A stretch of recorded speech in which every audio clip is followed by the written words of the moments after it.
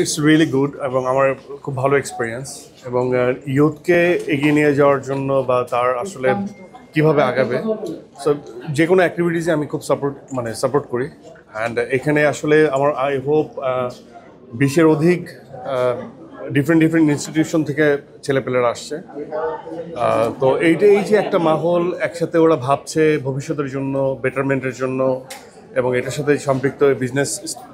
যারা আছেন এবং এনএসইউ তারা কোলাবোরেশন করে করছে এবং এটা অ্যাপ্রিসিয়েট করার মতো এবং অ্যাকচুয়ালি নিজের সাথে কথা বলাটা খুব জরুরি আমার কাছে মনে হয় যে বাবা মা ভাই বোন আত্মীয় স্বজন অনেক প্রেশারাইজ করে বাট নতুন প্রজন্মের একটা দীর্ঘ সময় আমি বলবো এভরি সিঙ্গেল ডে 20 মিনিটস নিজের সাথে কথা বলা দরকার ডিপ ইনসাইট তুমি কি ভাবছো বা তোমার ভেতর থেকে কি আসছে হ্যাঁ তো আমরা ছোটোবেলা থেকে অনেক স্বপ্ন দেখি এটা হবো সেটা হবো কিন্তু আলটিমেটলি ক্যারিয়ার যে গড়ে অন্য জায়গায় সো নিজের প্যাশন এবং প্রফেশনাল অ্যাবিলিটি কোথায় বেটার আমার মনে হয় নিজের সাথে বোঝাপড়াটা অনেক বেশি দরকার সো ওই যে একটা কথা থাকে না যে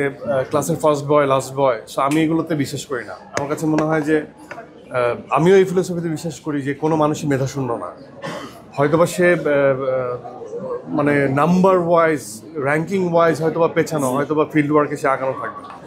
সো আমার কাছে এটা মনে হয় যে নিজের সাথে বোঝাপড়াটা অনেক ইম্পর্টেন্ট মানে আমি কেন জানি আমার রিফ্লেকশন ওদের মধ্যে সবচেয়ে বেশি পাই হ্যাঁ দে আর সো এনার্জেটিক এবং তারা কোনো কিছু তাদের হাসির জন্য কোনো কিছু লাগে না তারা অনেক সরল এবং আমার কাছে মনে হয় যে মানে এখান থেকে আমি আরও ইয়াং ফিল করি হ্যাঁ যত আমি ইয়াংদের কাছাকাছি থাকতে পারি যেমন আমি আমার অ্যাক্টিংয়ের স্কিল আমার বাচ্চার কাছ থেকে অনেক কিছু শিখি আমার বাচ্চার বয়স 11 বছর সো আমার কাছে মনে হয় যে ওকে অবজার্ভ করেও আমি অনেক অভিনয়ের অনেক কিছু বুঝতে পারি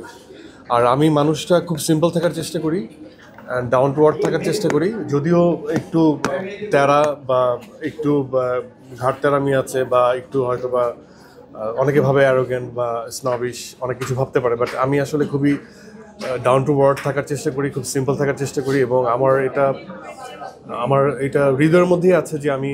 ওই রিক্সা চালকের সাথে কথা বলি এখনও টাউন সার্ভিস মানে আমাদের বাসে উঠি উবারে উঠি টং দোকানে বসে চা খাই তো আমাকে অভিনেতা হিসেবে সব কিছু এক্সপিরিয়েন্স করতে হয় এটা যেমন দায়িত্ব